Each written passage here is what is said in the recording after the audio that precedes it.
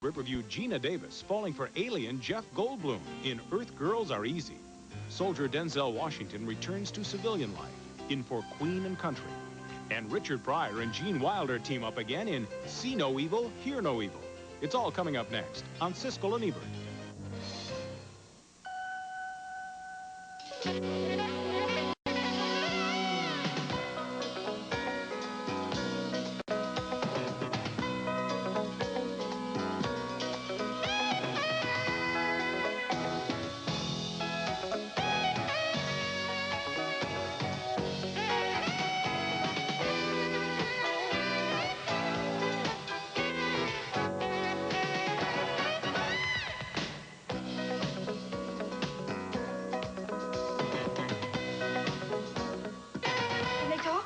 What'll it be? Ate all the frozen guaja. My panty shoes make me feel fresh all day. Are they straight? I don't know. They're aliens. Gina Davis plays a manicurist who is visited by 3 aliens from outer space in the rock music-filled comedy Earth Girls Are Easy. It's one of 5 new movies we'll be reviewing this week on Siskel and Ebert. I'm Gene Siskel of the Chicago Tribune. And I'm Roger Ebert of the Chicago Sun-Times. Our first movie is named Earth Girls Are Easy, and it stars Gina Davis, this year's Oscar winner as Best Supporting Actress, in a goofy, eccentric comedy about aliens from another planet. Davis plays a Southern California manicurist who is sunning herself beside her swimming pool one day when out of a clear blue sky, the aliens drop in.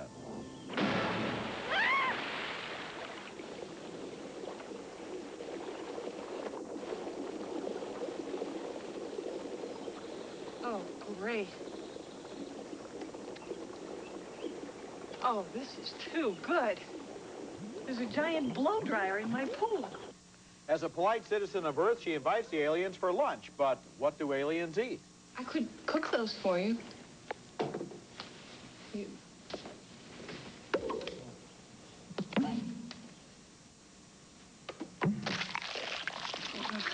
Head-to-toe fur isn't very comfortable in sunny Southern California, so Davis's boss, played by Julie Brown, gives the aliens a makeover. He was a big red one. I went for the blonde surfer look. Wow. Which one is that? Good luck. We are human now. I don't believe it. He's even cute. I know. Bitchin', huh? Val, you won't believe this. Okay. Surprise! Is that Zebo? Oh my God, you're like totally black. Okay, and behind door number 3, this is the ultimate.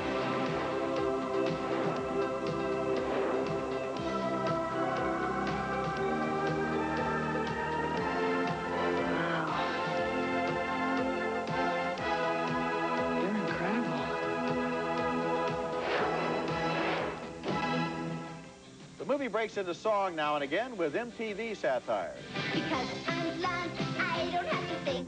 I talk like a baby and I never pay for drinks. Don't have to worry about getting a man. If I keep this blonde and I keep these tan. Cause I'm a blonde, yeah, yeah, yeah. Cause I'm a blonde, yeah, yeah, yeah. Earth Girls Are Easy is a day-glow comedy with a nice off-balance, easy humor to it. Reminding me at times of Little Shop of Horrors, another science fiction musical with a cheerful spirit and a lot of weird angles on modern American society.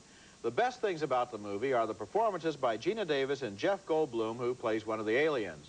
They are so obviously having fun that the joy of performance in this movie is part of the entertainment. The movie was directed by Julian Temple, an inventive young British filmmaker whose Sex Pistols movie, The Great Rock and Roll Swindle, is sort of a cult film, and it was written by Julie Brown, who we saw in one of those clips. With this film, I think Julian Temple heads for the mainstream. I didn't get a kick out of it. I didn't enjoy Gina Davis in the role. I didn't find the aliens particularly exciting. I thought that there was too much emphasis on the rock music stuff, as if they didn't want to tell the story and they wanted to hedge their bets with all the music. I never really got into it at all. I don't think there was a story to tell, Gene. I mean, 3 aliens with fur all over them drop into a swimming pool, and one of them falls in love with a girl, and they sing a lot of music. I mean, that's what the movie is about. There isn't any story here to be told. I mean, about what are you looking for, the motivation of the aliens? No, I'm not looking for the motivation of the aliens. I'm looking for laughs, and I'm looking for good, interesting music. What it gave to me wasn't very interesting. But what about the art direction? What about the look of everything? You know, I think there's better art direction on Pee-wee's Playhouse. And I think this is very derivative of that, as a matter of fact. Nothing turned me on about it at all. Okay, our next film, another comedy called How to Get Ahead in Advertising. And you have to give this English satire some points for originality. It's the story of a jaundiced advertising executive in London who's been selling pimple cream, and he develops a boil on his shoulder that grows so large it overtakes his own head and body. His problems begin when he can't think of a way to advertise a boil-removing product, as he tells his wife over lunch. Does it work? No idea. It's probably junk. Well, that's probably the problem. If you knew it worked, actually got rid of boils, you'd probably have no problem selling it. Nobody in advertising wants to get rid of boils, Julia. They're good little money spinners. All we want to do is offer hope of getting rid of them. And that's where I'm blocked. Everything will be all right. You've had these sort of problems many, many times before. Not like this, I haven't. Oh, yes, you have. What about piles? You had a terrible time with piles. I did not have a terrible time with piles. All right, I may have had a problem getting a hold of them, but selling them was a piece of cake. The boil soon appears, and believe it or not, and his wife doesn't believe it, the boil can talk. Dr. Gatty says you're simply paying the price for your creativity. He says you have such an active imagination, it's taking advantage of you. What did he say about the boil? He said it's perfectly normal. He said it's an absolutely normal boil, and as soon as you've had a proper rest, it'll go away. Are you sure? Absolutely. Trust me. Take my word for it. Smells good. Smells thumb-sucking good. Thank you, darling. I didn't say anything. Oh, I see. Disgusting? Yes. Funny? Not really, save for one moment when he covers his head and boil with a box. Don't pretend you haven't noticed my cardboard box, Julia, because I know you have. And I know Mrs. Wallace, God bless her, has noticed it too. But there's a perfectly reasonable explanation, which I'm afraid I don't have time to go into now. This is a wild put-down of the ad game, but it is more angry than funny, more fantastic than witty. The boil stuff is a bold move, to say the least, but it's also the most you can say about how to get ahead in advertising. Well, I could say one more thing about it, and that is that I really enjoyed the performance by Richard E. Grant as that advertising executive. In the beginning. He had the lead a year ago in a movie called With Nail and I. He's a new British actor who I think is better at being angry and vindictive and filled with resentment and with all kinds of vituperative dialogue than anybody else on the screen since James Woods, and I think he gave a very good performance. But I agree with you that the problem with the movie is that apart from its anger and apart from its amazing image of this boil that's filled up with all the advertising lore, there's too much dialogue in it. There's too much exposition. This guy talks and talks, long speeches containing every idea that the screenwriter ever had about advertising, when in fact the idea of a movie is to focus that into the story instead of just letting people read it off of their script. Well, also, it would be nice to have the how-to approach. It would be nice to have him almost discover his anger as it goes along, rather than the film come shooting out right at the beginning, totally cynical, and stay cynical throughout the whole pace for the picture. Did you get the pun in the title? Yes, How to Get a Head. Yes, extra head. Very clever, Gene. Proud of you. When we come back, Richard Pryor can see no evil, and Gene Wilder can hear no evil. How am I doing? Don't look at me. Watch the road. Oh, make it feel better. Heard about the Disney Double? One to watch and one to cuddle. A Disney home video and a Disney plush toy. Chip or Dale. One to watch and one to cuddle. Now, when you buy any Disney home video cassette, your child can have a lovable, huggable Disney friend for just $2.99. That's the Disney Double. One to watch, one to cuddle. Available for a limited time, so get your Disney Double. On a double! Here's the outline of one head. And here's the other. My. Oh. Twins.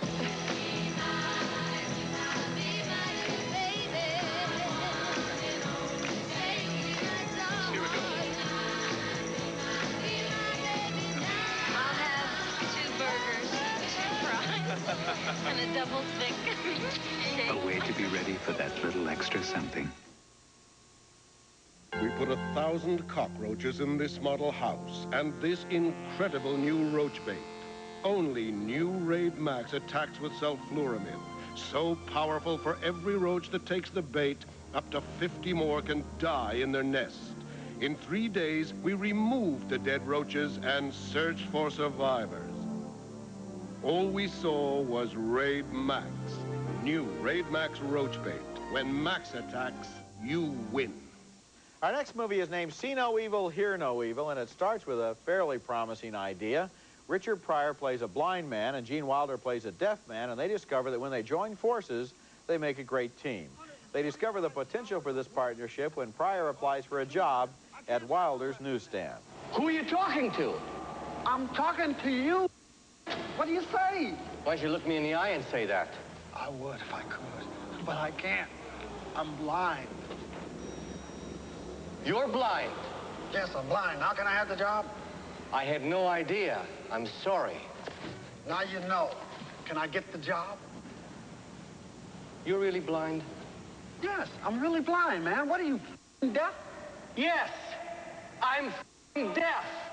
Most of the sight gags in the movie involve the same basic idea. Wilder tells Pryor what to do, and Pryor does it. Here they are in a police chase, for example. I said left. I said left. A little left. A little left. A little left. Going right. Right. Right. Cows. Cows. Cows. And here's their fancy footwork during a barroom brawl. 11 o'clock. Hey, right. Come out. Right. Circle right. Circle right. Circle right. Circle left. Circle left. Stand still, huh? Hey, ready? 1 o'clock. Good. Good. Good. 12. 12. If this movie had been developed like a silent comedy with a lot of attention to the physical humor, it might have possibly amounted to something, but unfortunately, once the premise of the blind guy and the deaf guy is established, the story heads directly into retread territory with a dumb plot about industrial espionage and stolen computer chips.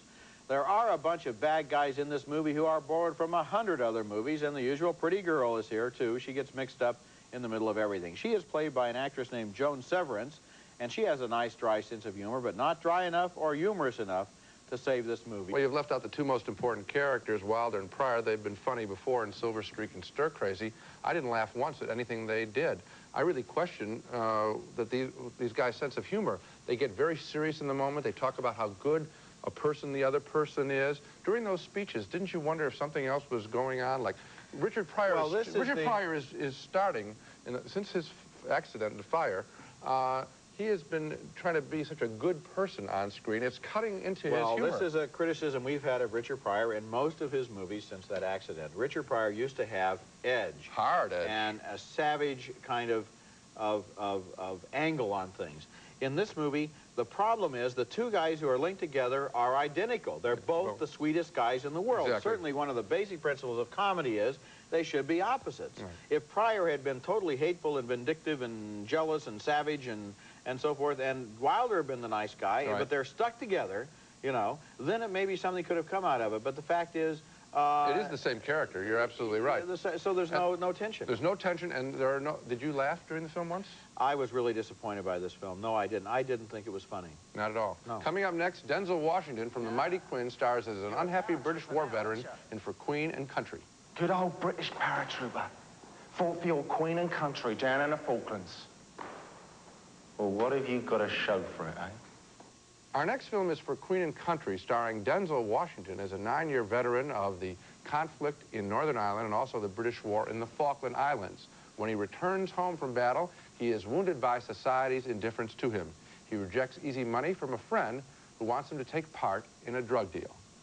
I'm not talking about villainy. I'm talking about business. Look. Clean hands. So what's the shooter for then, Colin? Because the world's full of dirty bastards, Reuben. Nah, you got the wrong man. I'm not no hooligan anymore. Nah. You're a paratrooper now, ain't you? Good old British paratrooper. Fought for your Queen and Country down in the Falklands. Well, what have you got to show for it, eh? Socially, things look more promising when he meets a divorcee named Stacy.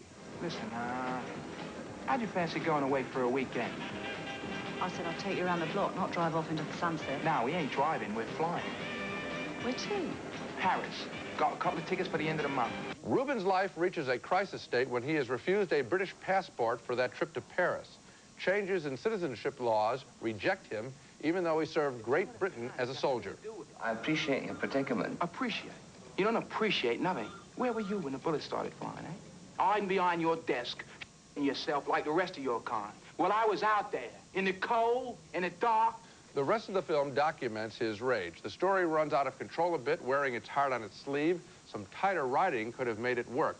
As it now plays, Denzel Washington is always watchable. He's one of the freshest faces in the movies today, but the story is overwritten, like a much too earnest story about Americans coming home from Vietnam. I'm in agreement with you. I liked him very much. Yes. I feel that after this film and after The Mighty Quinn, even more so than in Cry Freedom, where I didn't believe that he really emerged, I was disappointed in Cry Freedom, Denzel Washington is a major new star. Absolutely. But this movie is not only overwritten, but at the end it's overplotted. There is a melodramatic twist at the end that it seems to me was much too contrived, and it involved something that always irritates me in the movies, and that is, you remember in the Rambo films when the sheriff would stop underneath the tree and Rambo would drop on him, and you always wanted to know, how did Rambo know to wait in that tree, or how did the sheriff know what tree to be under? At the end of this movie, without giving anything away, there was a rifle shot taken, and the question is, how did they know where the rifleman should be and where the target should be? And since they didn't know that, you sit there and you think, it's totally contrived. They just put it in order to end the movie. It's not realistic, and it deserves better. Well, when you say not realistic, that's my problem with it, because it's dealing with very real places and times and emotions, and it should be played harder. There's a soft edge to the drama here, where there, again, speeches are being given. It's so obvious, the point of view right from the beginning. I'd like a little more hard edge to this story. So that the theme of the movie wasn't so right up front in every line of dialogue. It's a one-note story. Right. Okay, coming up next, The Rainbow, the scandalous D.H. Lawrence story about a liberated woman. It came before Women in Love. I don't think I want to be married. You mean never or not yet? I mean never. I always use the same moisturizer my mother used, thinking, works for her, it'll work for me. Boy, did I have a lot to learn. Introducing Clarion Skincare. You see, Clarion has 4 different moisturizers, so their computer analyzed my skin. Turns out what's right for me is oil-free moisturizer, not what my mother uses. Ultra pure skincare, personalized for you. Mom always told me to take care of my skin. Now I do it right. New Clarion Skincare, looking great and knowing it.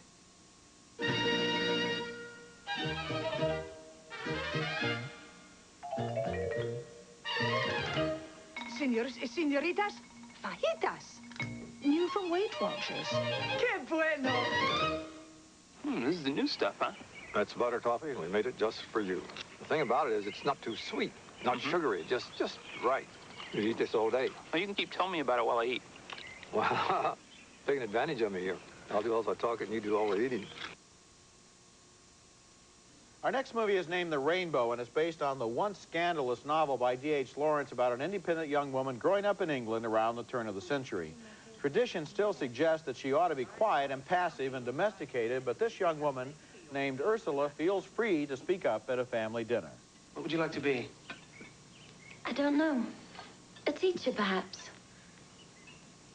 I was never one for studying. They say all the brains of the army are in the engineers. I think that's why I joined them, to get the credit of other people's brains. I don't think brains matter. Oh, what does matter then? It matters whether people have courage or not. Courage for what? For everything. That's the British actress Sammy Davis as Ursula, and Paul McGann as the young man she feels attracted to. A little later, he tells her what he thinks is a scandalous story. Well, he had this girl in Rochester. They always used to sit in a corner of a cathedral for their lovemaking. How nice. Ended badly, though. The verger spied on them. Got to know their names, made a row about it. What a shame. He shouldn't have objected. The one person Ursula idolizes in life is her teacher, played by Amanda Donahoe. She feels free to discuss almost anything with her. Do you think it's blasphemous to make love in church? No. Merely uncomfortable. Such narrow pews. Or did you do it standing up in a confessional? We were only kissing.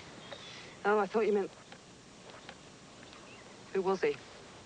A soldier. What's the matter? My father was a soldier. Coarse brute. Treated me mother little better than a whore.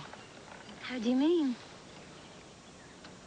As a person in her own right, my mother did not exist. She was no more than an instrument for his perverted sexuality. Was there no love? Ursula, the best you'll ever get from a man is passion. The teacher seems like an independent spirit, but she is about to disappoint Ursula by marrying the hidebound Uncle Henry, played by David Hemming. It's my ankle. It's a strained tendon. My doctor prescribes frequent mustard baths. Very antisocial. Well, I've heard of them prescribed for rheumatism, but never for strains. Oh, really? Mm-hmm. I'm a qualified osteopath. Oh, you know. Would you like me to have a look at it? The Rainbow was directed by the prolific British filmmaker Ken Russell, who 20 years ago directed Women in Love, based on the novel in which D.H. Lawrence continued the story of the same characters. In fact, as kind of a trivia point, Glenda Jackson in this movie plays the mother of the character she played in the earlier film. Both stories are about women who refused to accept the limited roles that society wanted to assign to them at the turn of the century, but The Rainbow may actually be more interesting of these two films because it's about the earlier days in the lives of its characters when they were just learning to think independently and to make their own decisions. Ken Russell is a director who is not afraid of wild and wretched excess, as in such films as Gothic and Lair of the White Worm, but here in The Rainbow, he has made a disciplined, intelligent, more traditional film in the tradition of Woman in Love. I found it very interesting. I wanted it to be more excess and wilder. I was surprised. It seems sort of restrained for him. I certainly don't think it's as powerful as Women in Love. The story seems a little bit obvious. Again, of course, we know the story. We know the characters.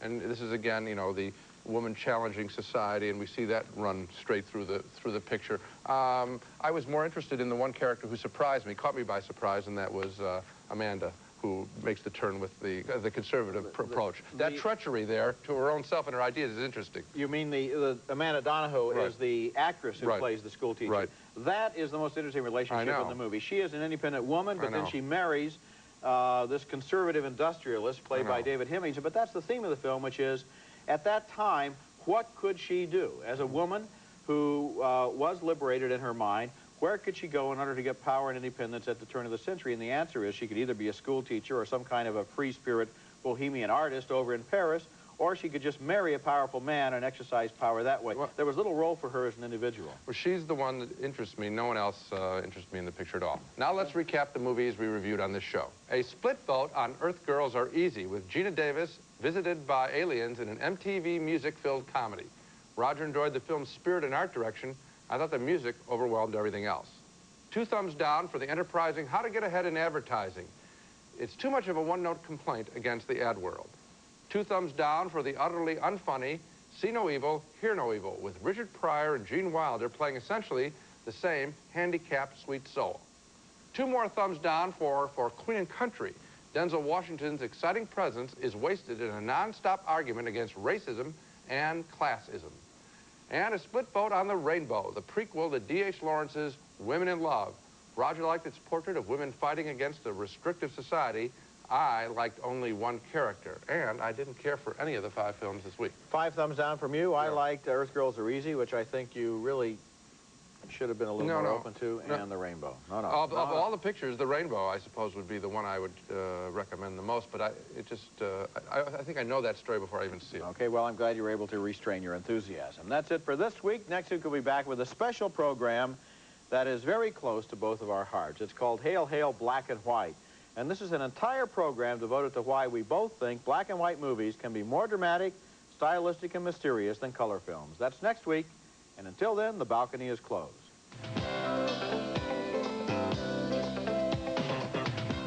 Nestle Crunch. It's creamy milk chocolate and crispy crunchies. Chocolate is scrumptious when it crunches. That's why you'll love Nestle Crunch. George Burns, his wit and wisdom. One of America's favorite comedians, now on video. Great gift, wherever videos are sold. After work or after workout, Daisy Turbo Spa combines powerful water massage and tingling aeration to turn your tub into a personal whirlpool. Tap-in SureCook Space Saver Microwave is perfect for kitchens where space is at a premium. Tap and Touch Solid State Controls and Automatic Temperature Probe, furnished by Tappan.